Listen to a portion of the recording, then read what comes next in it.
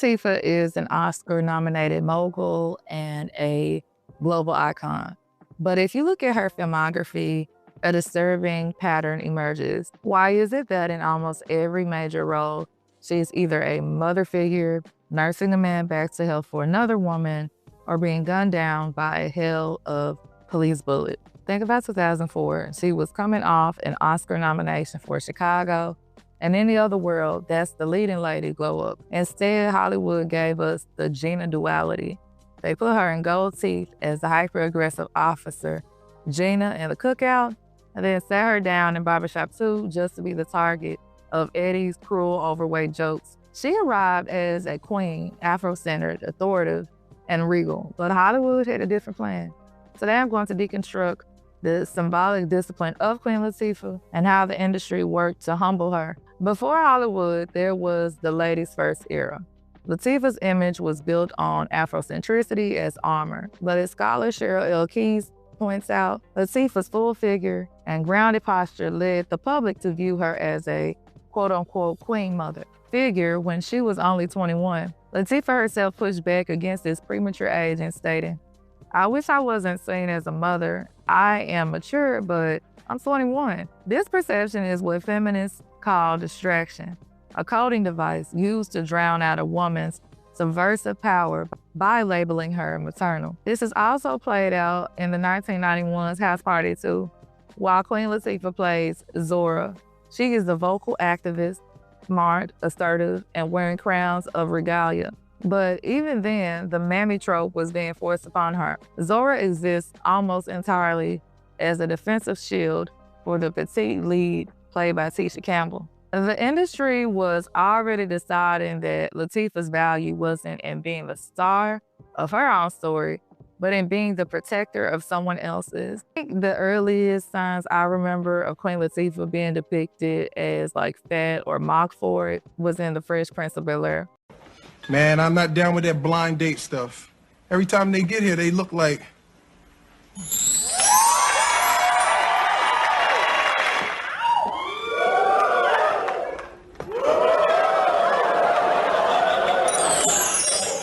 Yo, man, where's my date?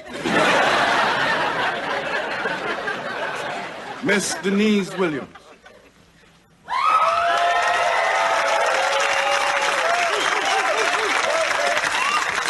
Hi, I'm Dee Dee. I can't believe we got center court, floor seats to the Lakers game. That's my team. I know they're gonna kick butt tonight. Don't you think?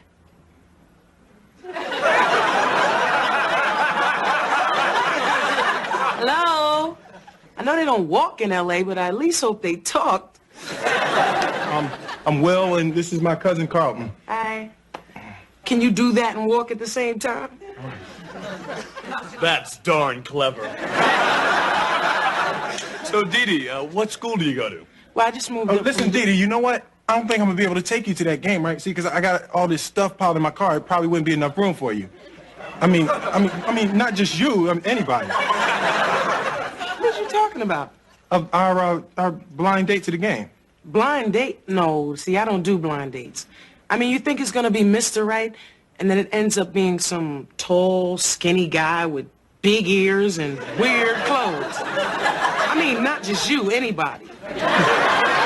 Queen Latifah played the character Dee Dee, a girl Will had a perfect connection with, but was ashamed to be seen with in public. This episode established Latifah as a homie, a role that will haunt her career for damn near 30 years. It sent a message. You can vibe with a fat girl in private, but she's a social liability on the red carpet. In 1993, though, things changed a bit. We get Khadijah James, and living single. Khadijah was financially stable, running her own magazine, and she had options. She had a slew of men who desired her, from scooters to various suitors. She was a plus-size woman who was allowed to be a romantic lead without her weight being the obstacle. But behind the scenes, her weight was challenged. Latifah recently recalled how executives pressured the cast to lose weight despite being the #1 show in Black and Latino households. She stood her ground, arguing that the show's power came from representing 4 different women with 4 different shades and body types who actually looked like the women living in Brooklyn. She famously told them, maybe you're the one with the problem. But Hollywood didn't want the authentic Brooklyn blueprint. They took that format, stripped it of its blackness, and created the television show Friends. While Friends became a global juggernaut, Living Single was treated as a niche show. Hollywood loved the culture Latifah built. They just didn't want the plus-size Black woman to be the face of its success. If Living Single was about gentrification, Set It Off was about ritualistic discipline. Latifah's Cleo is hyper-masculinized, standing up to her crooked boss, institutionalized racism, and is eventually hunted like a beast by the police. Scholar Beretta E. Smith Shamade notes that Cleo's finale is the direct echo of Al Pacino in Scarface. She dies fighting like a man. It seemed that audience members, at least in the Black community, admired that Latifah fought back. However, for many onlookers, it was extreme and traumatizing. After seeing her characters die and Spear and Set It Off, this would lead to other deaths by Queen Latifah that seemed a bit vicious. After seeing her characters die in movies like Spear by being stung to death by a massive jellyfish and being stabbed in the stomach by the killer and the bone collector, she mandated a no-death clause in her contracts.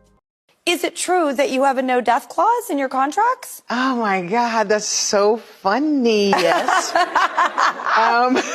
I don't know if it's even still there, but you know what happened at the beginning of my career? My characters died in the movies. I was like, wait a minute, if I keep dying in these movies, I can't do a sequel. So it's like, yo, we gotta put a no-death clause in my contracts, henceforth. And so we kind of threw it in there, and it was a little, kind of off-the-cuff funniness, but I was like, no more dying. No more getting shot up by 300 bullets in this car, okay? It's usually a nudity clause, and I love that yours is a no-death clause. Yeah, I was like, She realized that if she kept dying for the industry's entertainment, she couldn't build a legacy. She famously said, if I keep dying, I can't do the sequel. That was her refusal to be the industry's sacrificial lamb and to secure the bag. So in the movie The Cookout, she plays Officer Gina, a caricature of ghetto aggression with gold teeth. And yes, this was a comedy, but I just thought it was interesting how they put her in that role. What I'm gonna need you to do is run over to that little phone booth over there, pick up that phone, call my cousin Todd, and tell him Lil D is at the gate. Wait, hold up. Did you say Lil D? Yes, I did. Do you know Marquise Fontenot? Light skin with the good hair? Yeah, I know him. You know my daddy? Oh, hell no. Let's roll. Marquise, I thought you said you ain't know Little D. I met her. I seen your damn baby. I'm gonna need you to do is run over to that little phone booth over there, pick up that phone, call my cousin. Then came Barbershop 2, whereas Auntie Gina, she is the moral backbone, but also the community punchline. Despite being the boss of her beauty shop, the script allows Eddie to relentlessly taunt her about her weight. By having a Black man who's also big, verbally quote-unquote humble a queen, it reinforces the homie to mammy pipeline. She is useful for her advice and maternalism, but her body remains a sight for public ridicule. And trust me, I'm just big enough to do it. Oh, can't nobody argue with this. And next, I'm going to talk about the movie Just Right, where she also is depicted as a second choice. Latifah's Leslie Wright is the ultimate homie, a physical therapist who labors to nurse an athlete back to health while he chases the quote-unquote preference, which happens to be a mixed-race Paula Patton. Leslie isn't picked because of her desire. She's picked because she's the most useful option left. And it is a pick of the utility versus personhood gap, or what basically we view as worthy. It is obvious that Queen Latifah is beautiful, at least within the Black community. But as she told USA Today, she's been publicly scrutinized her entire career, and not just for her weight. She said, I just came out the door looking different. It's like, who is this girl with these African clothes and no shoes on?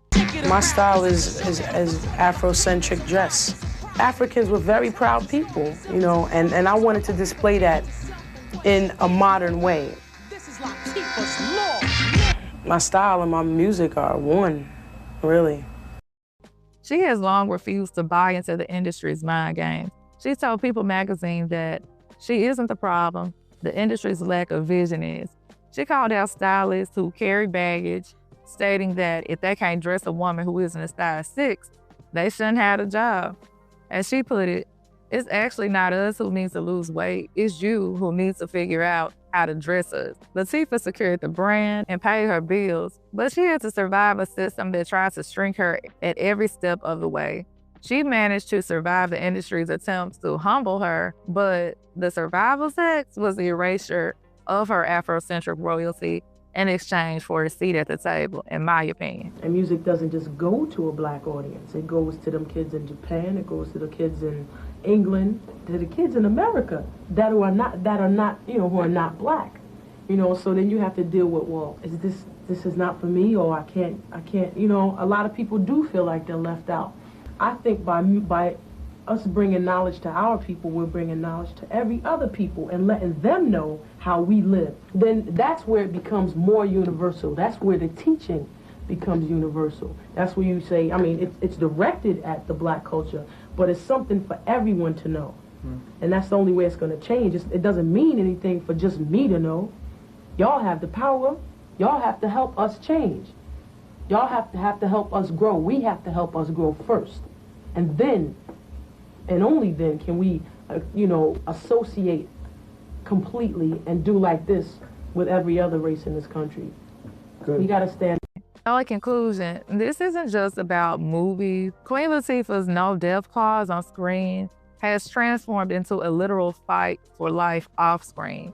Today, she fights weight stigma in healthcare, noting that 66% of people with obesity face bias from doctors. The same way Hollywood scripted her death and set it off, the medical field often scripts the neglect of black women. Latifah's refusal to die in her films was an act of mogul-level agency.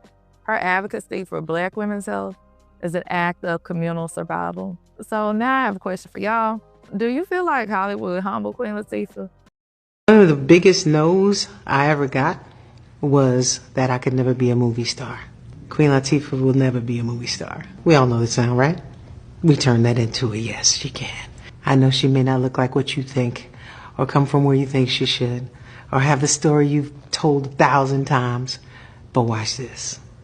And here we are.